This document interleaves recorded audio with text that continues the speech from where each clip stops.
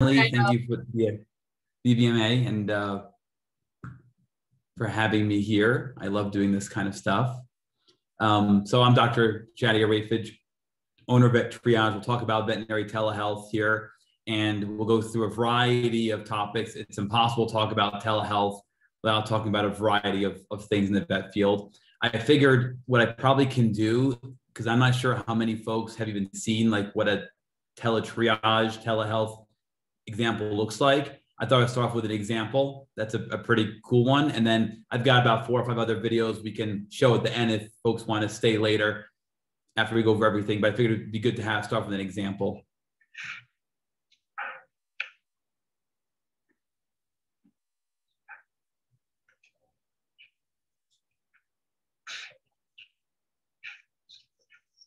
Hello there. Hi. Hi. I'm Dr. Rayfidge. Nice to meet you. Nice to meet you. I'm Erin. Hey, Erin. What do you have going on? So I'm fostering. Well, they were 2 pregnant. One had her kittens on Friday. The other one. I'm gonna turn my camera around. There you go. Yep. There you go. The other one. So she was fine, and then one of my main cats got under the door and stressed her out a little bit. And then like right after that little tiff she had with the other mom cat, she started like acting a little bit more weird, trying to go up to the mom cat. And then she was like, kept trying to go back to her, and she wants more attention now. She's purring pretty rapidly more, very minimal discharge. So I don't know if she actually is going into labor, but she keeps trying to lay in the bed with the other cat and the kittens. So did maybe the stress just cause something, or is she in labor? Do I have anything to worry about? Gotcha. Okay. All right, cool. How old is this one? Honestly, I have no idea. We got them this is going to be this cat's 3rd litter.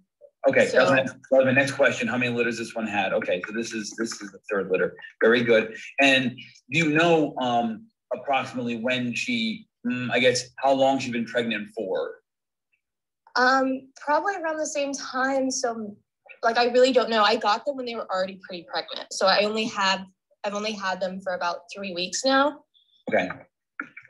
She's not as poofed out as the other one was right before she gave birth. So maybe she's just a smaller litter, and her nipples are still. Yeah.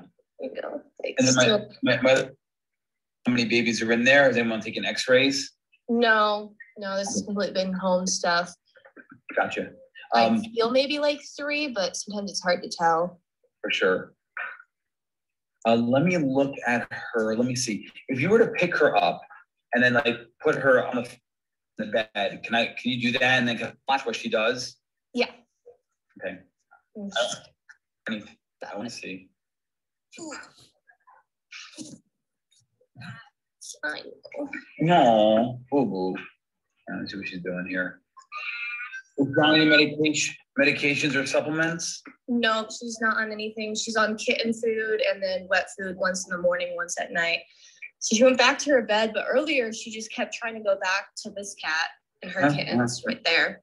Gotcha. So now she seems to be going back to here. So now I'm thinking she's in labor, but she really doesn't have a lot of discharge. Yeah. She has some, but not a whole lot. No, here's the thing. I agree with you. I mean, the nesting, the neediness, I think that's all. I think she is, if not in labor, going to be in labor tonight. Okay. This is fairly. So what I would actually think of doing, if you're okay with it, is just minimize stress in the room. Maybe dim the lights, kind of give her own space, let her do her thing. Watch her from a distance and see what she does. Have food and water available for her and see what she does. Okay, and then I guess my next question is, so originally me and my sister were gonna like each take one of the cats. So if she does take this one, it would obviously have to be after she's had the kids, right? Because we don't want to stress her before she has them. I think so. I think it's a smart idea. Whatever we can do to minimize stress in this cat's life, because she's having contractions. Yeah, there you go. Yeah, let her do her thing.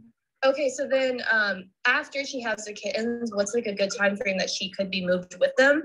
I just don't want any stress for the other mom, and I don't want continued stress for her. So they're okay for the most part, but So the easy answer is no one knows that, right? But I will tell you that as a board certified surgeon, having done plenty of C-sections, dogs and cats, I will say that the second the surgery is done, the mom's awake, the kittens are awake, the kittens are nursing, mom is good, I send them the hell home, like they go. So, and it's literally hours after surgery, hours after giving birth with a C-section. So I would say the second the kittens are out and they're nursing, mom is good, move them whenever you want. Okay, all right. Yeah. Well, I think that's it. I mean, she might just have a slower labor than the other one did, but. Let's do this because it's still early in the night. I'm going to email you, and I'm just going to send you a blank email. I'm going to send you a blank email. That way, if you have any updates for me, if you want to send me pictures or videos and say, hey, doc, it's been 3 hours. Here's what's going on so far. What do you think? Or whatever. Or you may not need me, but let me at least send you a blank email, and that way you can at least have access to me beyond this video session, so we can make sure things are good with mom here. Okay. All right. I appreciate that. My pleasure, of course. But yeah, I think you're on the right track. I would say dim the lights, let her chill. And and I don't know if having the other mom and the kids in the room is more stressful or more relaxing. It's kind of your judgment call. Yeah, I mean, the only other option would be to have her give birth in my room away from the other cats that are in my house and then her, but then I'm not sure if that new environment would also make it just more stressful for her because there's a bunch of new smells. The other cats' smells are predominant there because they sleep with me. Then, yeah, whatever is least new, I would say is. Okay, so just keep her in here and keep an eye on her. Yep, that's fine. Just dim the lights a little bit and keep things kind of chill. Okay, all right. Well, I appreciate your help. Of course, my pleasure. I will send you a blank email here and we'll get you, and just keep me updated if you want to, yeah. Okay, great. Thank you so much. You have a good night. You too. Bye-bye. Bye-bye. All right. So that's a pretty good example of what we do every day on vet triage for telemedicine. So we'll go over the definition of veterinary telehealth, the current veterinary culture, current legislation, veterinary telemedicine as a fourth pillar, telehealth types, a little bit about vet triage. I don't want to be too salesy, obviously, but we're the only ones that operate in the way we operate. Medical literature, future goals, summary, any questions, and then I've got some more examples if folks want to see some more videos. This is in the AVMA website that tries to define the different branches of telemedicine, telehealth. So this is where I live, and currently where a lot of the laws will allow us to live is with teletriage. But you can see here there's teleadvice, telemedicine, e-prescription, telemonitoring, etc. Most folks forget that the actual broad category of telehealth is telehealth. Telemedicine is just one branch of telehealth. So if you try to define the broad category, it's something like veterinary healthcare services using telecommunications technologies, and the client, patient are at different locations than the doctor is. This is an example of a dog that we did on vet triage that got skunked. And so we're just talking the client through baiting the dog to get the smell off. So telemedicine is a branch amongst many branches of telehealth. Telemedicine talks about consulting, treating, care management. It's a tool of practice, not a separate discipline. And so I'll go over why I think this is probably something that we want to change with telemedicine. Then there's teleadvice, again, just another branch of telehealth. Any health information not specific to a particular patient's health, illness, or injury. It's just general advice, which, it's hard to draw the line between advice in general and advice as it pertains to that specific patient. But there it is, there's teleadvice. This is a picture of a woman who owned a kitten that had flea anemia. So she found the kitten, it was infested with fleas. She tried killing the fleas, and the poor cat is like severely lethargic, pale mucous membranes, tachycardic. So we sent her to the ER to get care. Teletriage is where I live and where the vast majority of other companies operate, because that's where legally we can live. And also it seems to be what's needed right now with the current culture. So this teletriage is the immediate referral to a veterinarian or not regarding the patient's condition.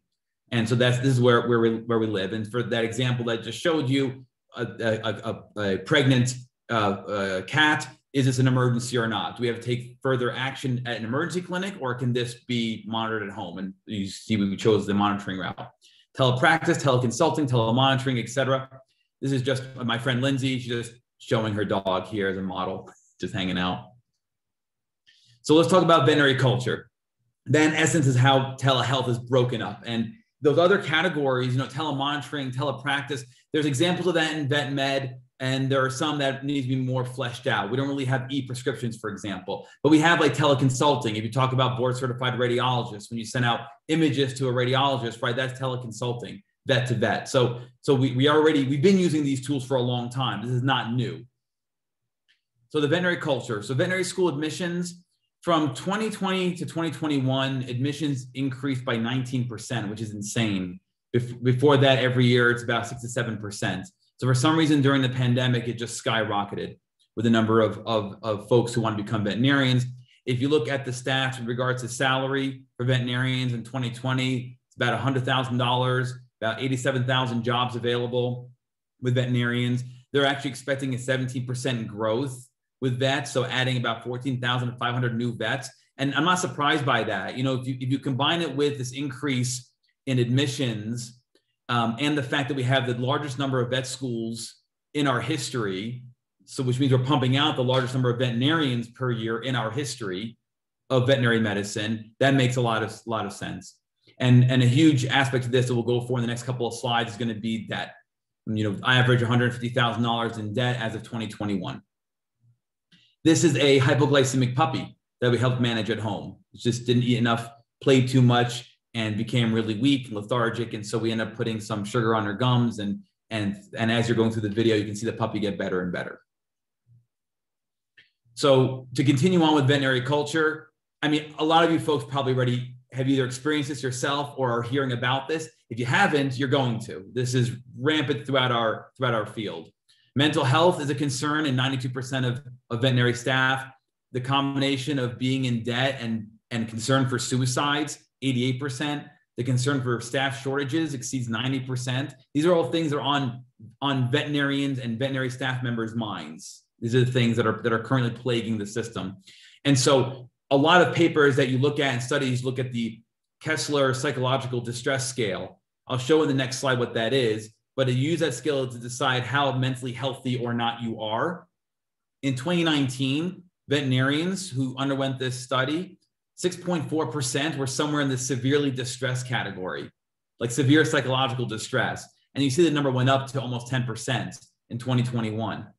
And then of course you can say, well, the pandemic, right? Obviously, it compounded everything, but these are concerning numbers.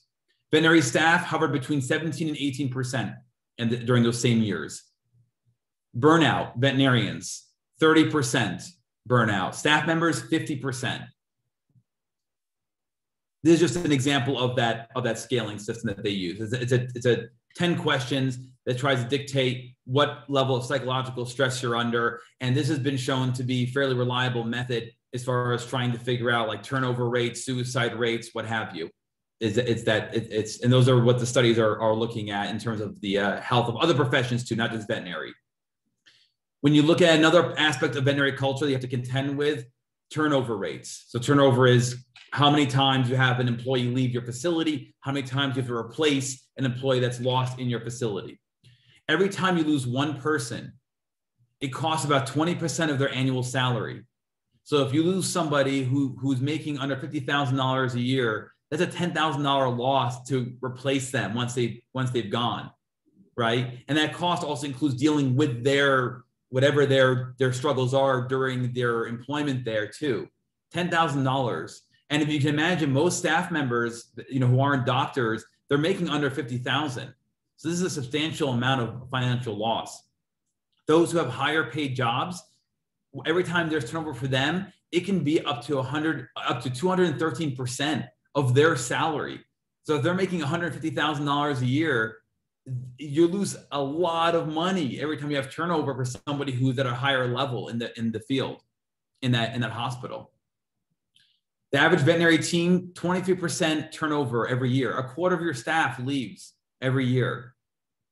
And the long work hours, which is one reason for the turnover rate, staff members complain about it 50%, veterinarians pretty much 50%. It's a big, big problem. Here's a vet triage case of some rabbits. This is basically herd health. A bunch of rabbits had red areas around the eyes and the ears. And so she was calling because all her rabbits have this issue. Another aspect to it, aside from turnover rate, is burnout. The percentage of veterinary staff that are happy with their work-life balance is 40%. The general population, like non-veterinarians, are 60%. The burnout rate is not even related to the number of hours per week worked. So it's not even like a work thing. It's not like you're being overworked and that's why you're unhappy or you're feeling burnt out. It's actually related to a lack of balance, not enjoying your work, not finding work invigorating, and having conflict with one or more associates. These are all cultural things. These are all things that are occurring inside the veterinary clinic that you're operating out of. And of course, it's common amongst all veterinary clinics in our field. This is another vet triage case from Alaska. That's a baby sea otter. We triaged a sea otter on vet triage. And here it is again, this freaking cute thing. Insane. Suicide rates. I mean, awful. And veterinary staff have a higher suicide rate than the general population. Veterinarians are 2.5 times more likely to attempt suicide. The percentage of veterinarians who've thought about it over the past year, 7.5%. Those who planned it, 1.4%. Those who actually went for it, less than 0.2%. Is horrible. And it's all just negative culture. The most notable predictor of prior suicide attempts is that psychological distress scale. So we've got to fix this. I mean, these are not small numbers, and it's systemic. So what are some solutions then for mental health? Obviously, I believe telemedicine is a solution, but what are some more local things you can do with this kind of thing? Well, in 2021, 33% of veterinary staff members have had methods that they used to try and mitigate the mental toxicity, the cultural toxicity, the burnout. 33% tried something. That means 66% didn't try anything for their mental health. That's not good. And probably one of the more common questions I get now from veterinary students is, how do I save my mental health? Like, that was never a question when I was graduating. 12% of veterinary staff members have access to materials that they can use to help with well-being and mental health. But 16% of those have serious psychological stress. Like, they're not using materials that are handed to them to try and help with this. Is there coverage with your employer? 27% have coverage, 50% have no coverage to try and help with mental stress. If you work with a financial planner, those who do, only 3.3% have serious psychological stress. Whereas if you don't work with a financial planner, almost 10% have severe stress. And there's a difference here too with well-being. Younger people are having a lower sense of well-being than older people in the vet field.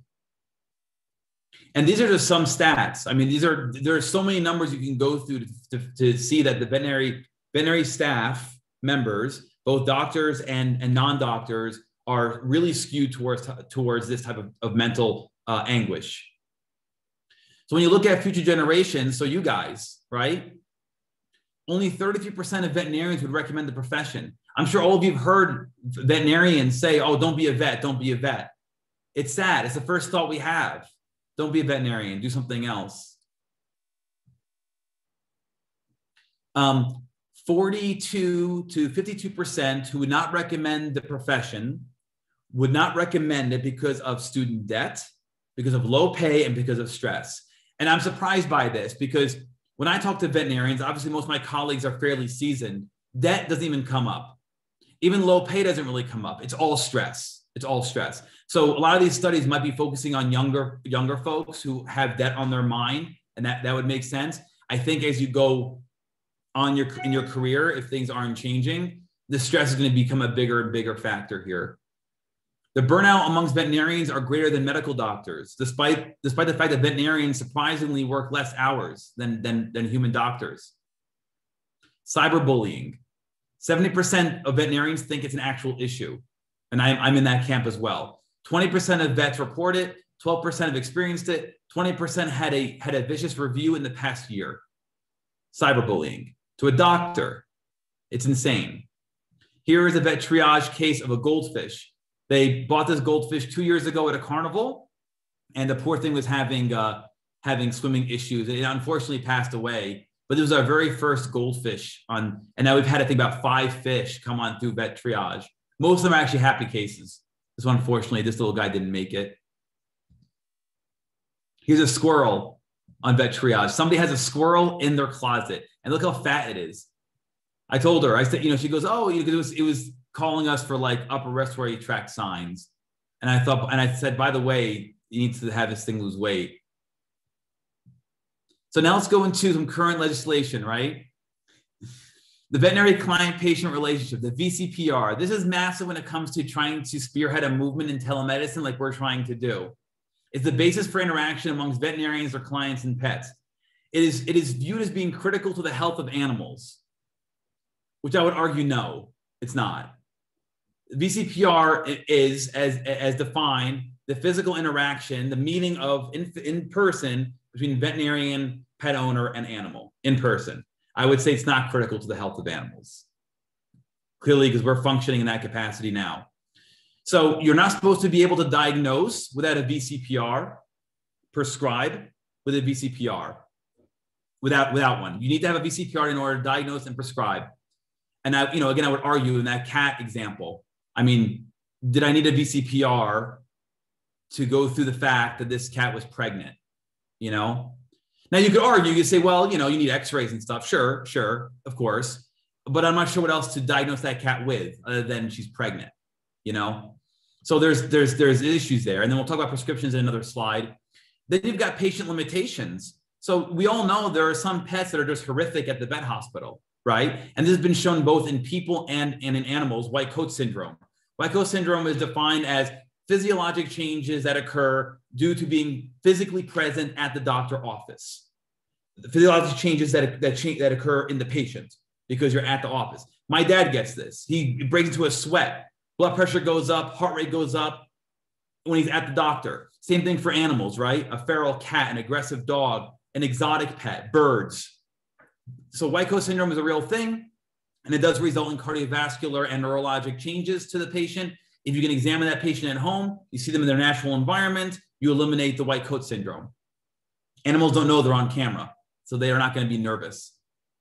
Then there's client limitations, financial, geographic. Maybe they've got physical or mental disabilities. Maybe they don't have a car. Maybe they live in a remote area. We will service areas in the US that the nearest hospital is a flight or a boat ride away. So what do you do if you have a bloat or something? Let me see if there's a cool map. If you go to, I won't click on it because I don't want to mess this up, but there's a map at this website. We're part of this organization called VVCA, the Virtual Veterinary Community Association. It goes through what states in the US allow for a VCPR to be established with telemedicine, as opposed to having it only be established in person. More and more states are opening up. They're following the human side. I think there's 49 states that allow for a similar relationship between a medical doctor and a patient. Veterinary medicine is opening up. There's a handful of states now that will allow you to set up a VCPR by telecommunication means. And this is important when you talk about a physical exam versus any exam. Because obviously if you're examining a pet on video, you have to utilize the client's, the pet parent's hands. It's not you doing it, but it's still an examination. It's still worth something. So that's part of the argument that we're trying to make here with this. So they talk about in various organizations and legalities that a physical exam is critical because a patient cannot speak for themselves and clients misinterpret the symptoms of an animal. Again, I would disagree with this. I agree that patients can't speak for themselves, but I would disagree in that clients misinterpret the symptoms. The client knows the symptoms, they live with the pet, and so who else are you going to get the symptoms from? It's got to be the client all the time. VCPR cannot be established by telephonic or electronic means. We talked about that. And veterinary telemedicine can be used as a means of healthcare only after VCPR has been established in person. Without establishing it, a veterinarian is unable to provide appropriate level of care and diagnosis needed to assist the animal patient effectively. And again, I would disagree with that as well. We have almost 10,000 cases on vet triage where we've been able to help with some level of care with the client over video. So these are things that are going to probably change because this is already here. It's part of the future, and it's already here. This is one of my friend's dogs that we looked at from at triage in the German Shepherd. You can see he's got this red lesion here. It's actually involving the iris. He ended up having to get a enucleation because he had an adenocarcinoma of the iris. He's doing fine now. So the AVMA Model Veterinary Practice Act is what protects clients from telemedicine being used inappropriately, except when there's an emergency. So consumers definitely have to be protected. Obviously, you don't want telemedicine to run wild. Nothing should run wild in medicine. And I do agree it is very useful in emergency situations. And thankfully, at least as of right now, you don't need a VCPR if you're performing telemedicine in an emergency situation, which is basically what vet triage is. They're all emergencies. It's all triage, hence vet triage. And so that's how we can perform this responsibly and legally. An emergency situation we determined by review of a veterinary expert case by case, taking into account the animal status and the reason why the client reached out to you for an emergency telemedicine session, which is exactly right. Exactly right. So let's talk about medications, prescriptions, because this is also not black and white. Obviously, a VCPR is required. You have to have the relationship with the client.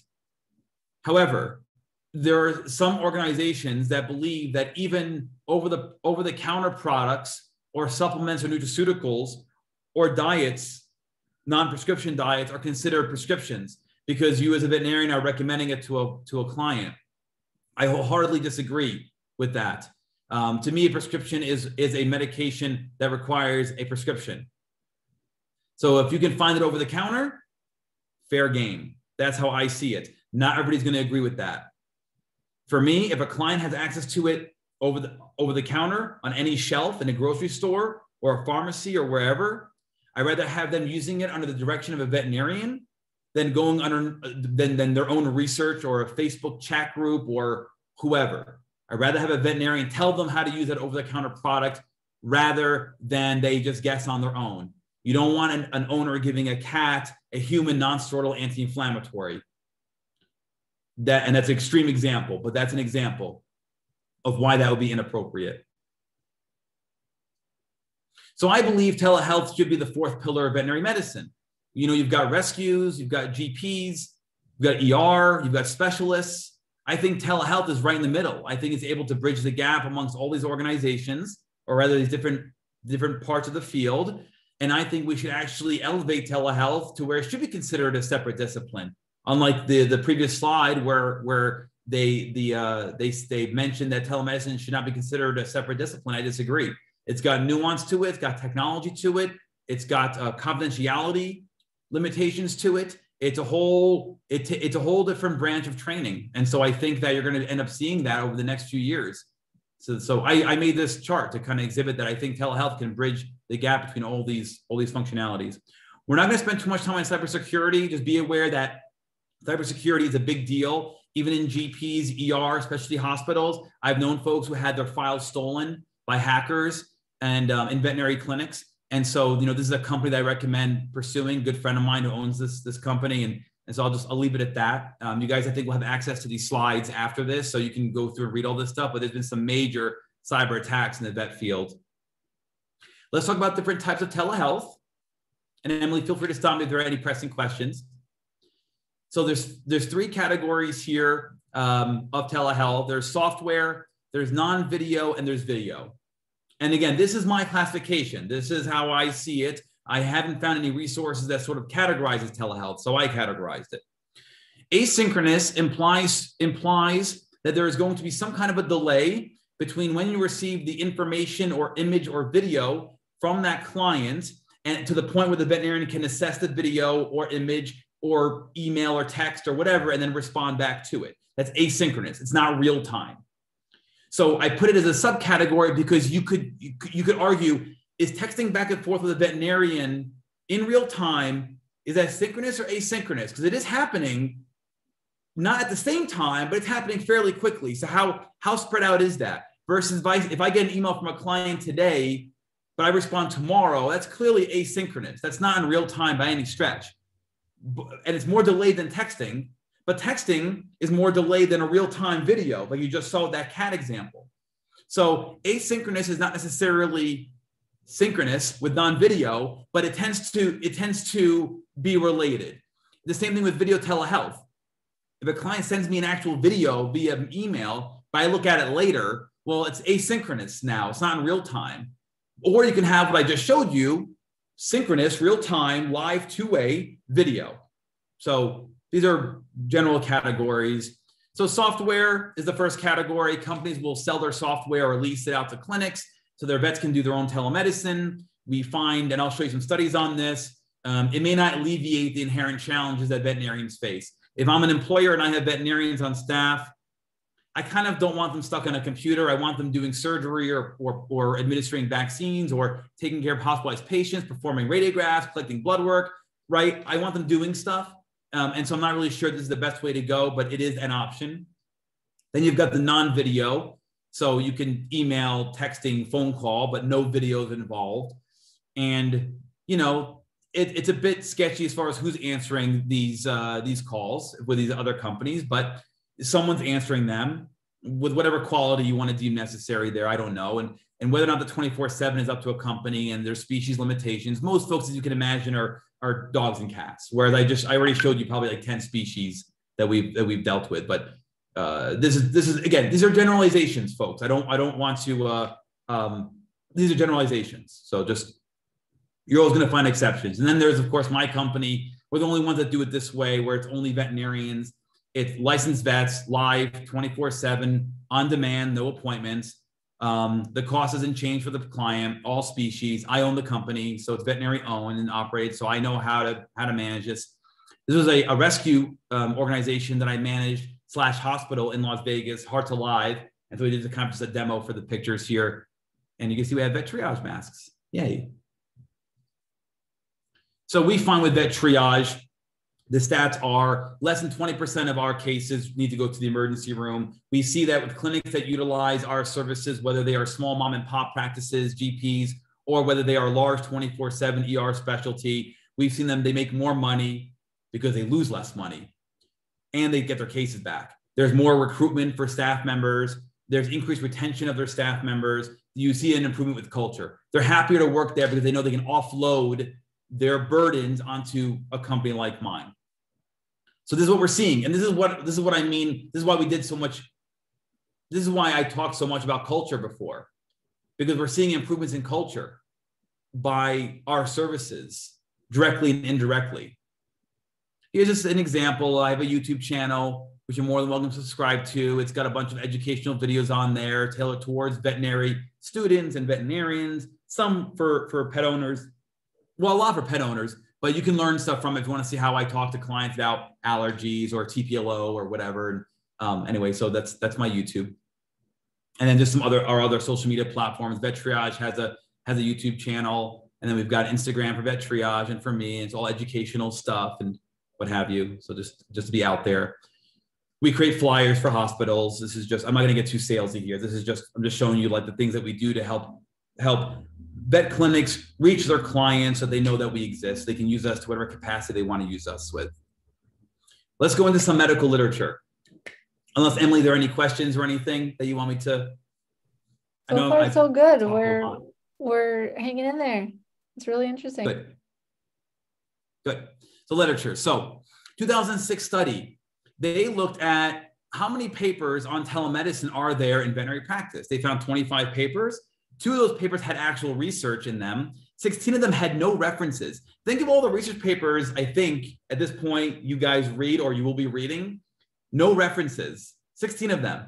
And then 1 author had multiple papers. So this is anemic, to say the least, in terms of medical literature out there for the veterinary profession. What are some common themes? Well, you know, how you can use telemedicine, sure. What the benefits are, where they're using telemedicine, ethical and legal issues, obviously. Image standards, how to obtain images, the equipment you need, educational aspects to it. The same rabbit picture from before. But here's what I liked here. Veterinary practice has lagged behind its human counterpart in producing research on the validity and efficacy of telemedicine. This is an important field which requires further research. Yep. Yes, it does. Yes, it does. And that's what we're doing. Spearheading a movement, folks. Spearheading a movement. Another study here looking at using telemedicine for, I think, about 2-week post-op neuters for dogs. And so clients were happy with the telemedicine appointments. They thought they preferred it. Some clients preferred it to being in person. Most did. Most preferred it. The majority thought that the video and audio were clear. 100% were comfortable with technology. 94% would use it again. 82% of dogs were more comfortable. So this is just like, look at the incision, get a general history, do your thing as a recheck. And so it works really well for post-operative rechecks. Yay. It's really good. Save you a trip to the hospital. Another study looking at VCPR. So the most common reason for owners not to follow up with a traditional veterinarian is financial limitations. And so with telemedicine, you can keep your costs down, and that way you increase access to care, right? Traditional care veterinarians agreeing with the information provided by telemedicine. That's awesome. Like, that's huge. And we find the same thing. We have follow-up on our cases, and the vast majority, whatever we thought might be wrong with that pet, turn out to be right. That's without diagnosing anything, without diagnostics. The percentage of owners that have an existing veterinarian in person, 76%, and over 90% would actually use an alternate mode of communication if they had access to it. So it just shows an interest. It shows a need and an interest for telemedicine.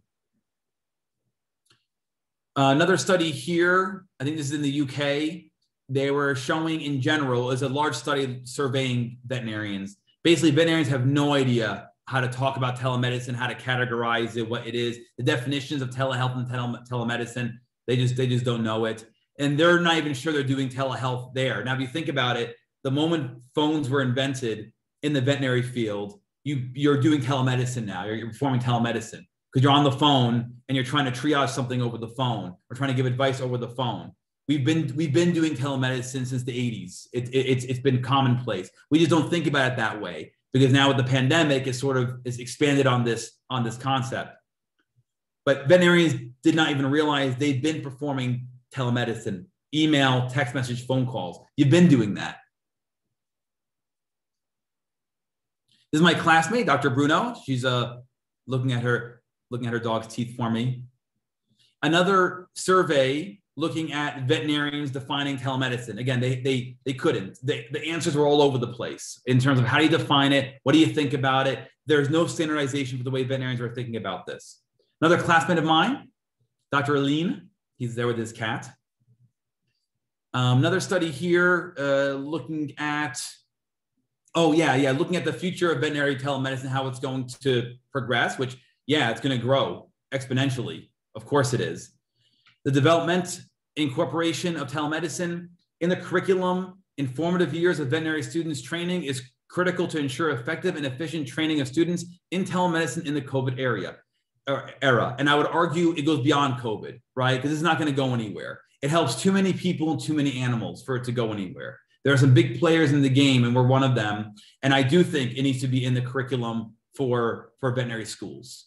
I think it does. And there's a lot of nuance to this. There's a lot of nuance to this. So it should be taught.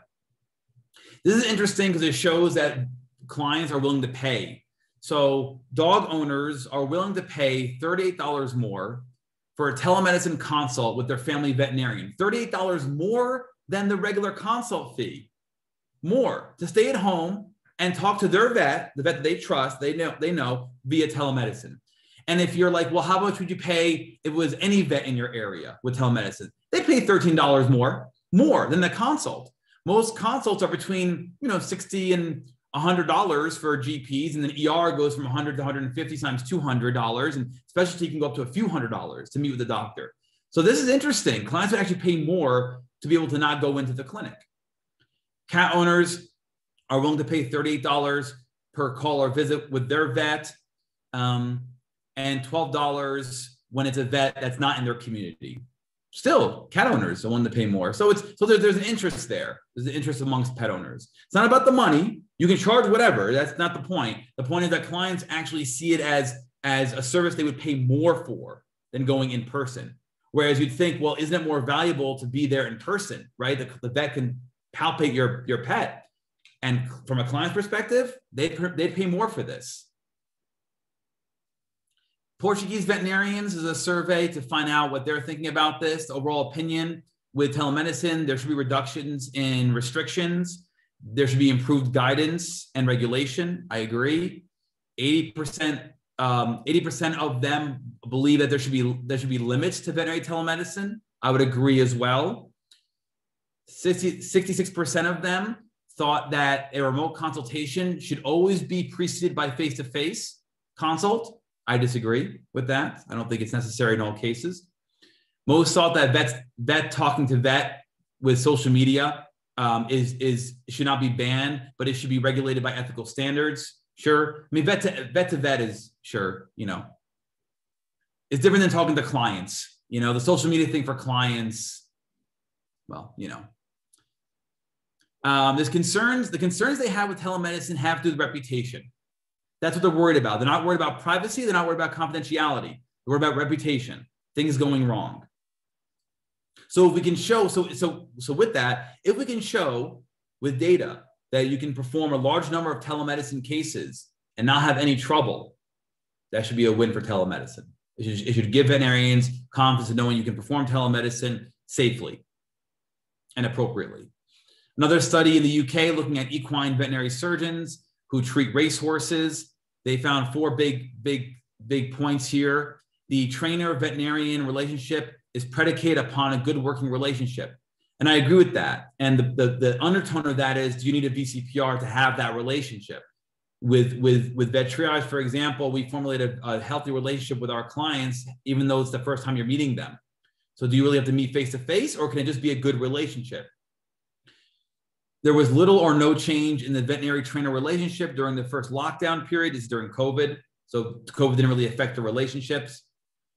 When COVID-19 restrictions were enforced, the more remote consultations were viewed favorably. So that's good. Images, videos, telephone. And connection problems and poor quality of the images and video. Yeah, that's definitely, any company will deal with this type of stuff. That's difficult. Another study here looking at telemedicine. This is during the pandemic. So in clinics, so 66% reported little to no difficulty in adopting video conferencing, which makes sense. You know, a lot of people now they're FaceTiming and whatever. So that stuff is still pretty good. And, you know, 66 is a good number. It still means, you know, like 34% of them are not okay with it, you know, or have some sort of difficulty with it. 45% report telemedicine took less time, but 76% reported telemedicine results in less financial compensation. And this is the problem with doing telemedicine in a brick and mortar, an actual facility, because that veterinarian's hands are very valuable. Your hands and your brain are so valuable in a brick and mortar. It's like, why you waste time doing it in telemedicine? Offshoot it to a company like mine, and you can do real veterinary work in person. You're going to make less money with it, sure, but it is faster, so that's good. So it kind of depends on how you want to operate. But that's very interesting numbers there.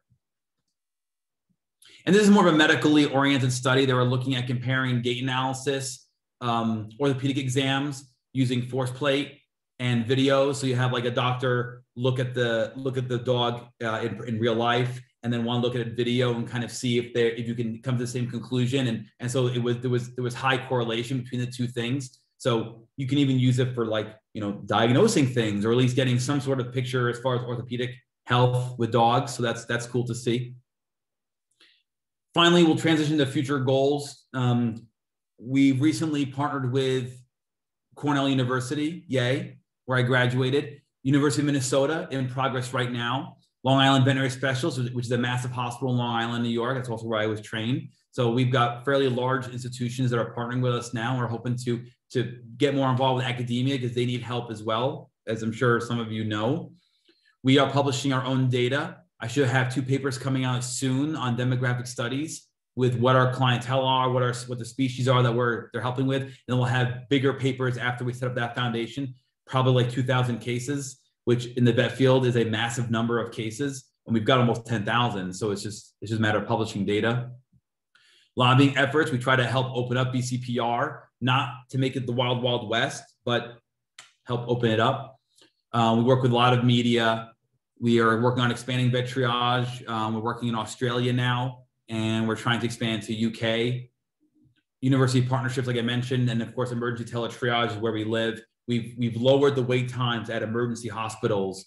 You know, they're having 2 to 6 hour wait times. In Oregon, they were having up to 72-hour wait times for ER, which is still faster than when their family vet can see them. So 3 days is better than 3 months or whatever it's going to be, right? So we help lower the wait times with emergency teletriage, and we partner with universities and with larger ER hospitals.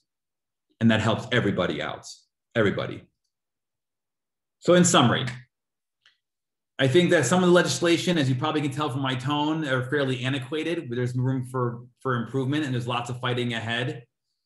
Then we need to establish a gold standard of veterinary telehealth.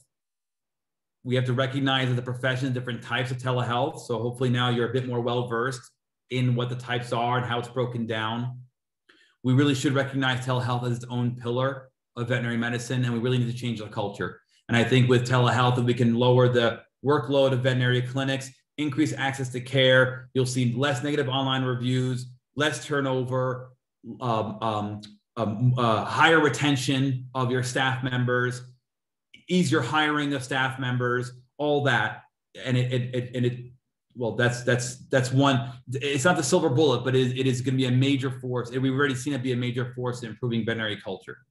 Contact me anytime, my email, website, all the social media stuff. And I figured, since a lot of this stuff is kind of a downer, I wanted to show you guys, this is the follow-up for that cat. She emailed us that night. 3 kittens. She guessed it. She goes, oh, I think 3 kittens. 3 kittens came out of this cat. So it's a nice, happy ending, despite some of the depressing talk we've had. Look at that. Wonderful follow-up. So help her with peace of mind and save a trip to the ER. And there you go. New kittens are born. So thanks for having me. And any questions or comments I will take. Yeah, thanks. We do have a question in the chat. It says, how would you deal with an issue in seeing the problem the client is utilizing the telemedicine appointment for? For example, a dental issue, an animal is not allowing the owner to show in the camera. So a couple of ways you can do that. One is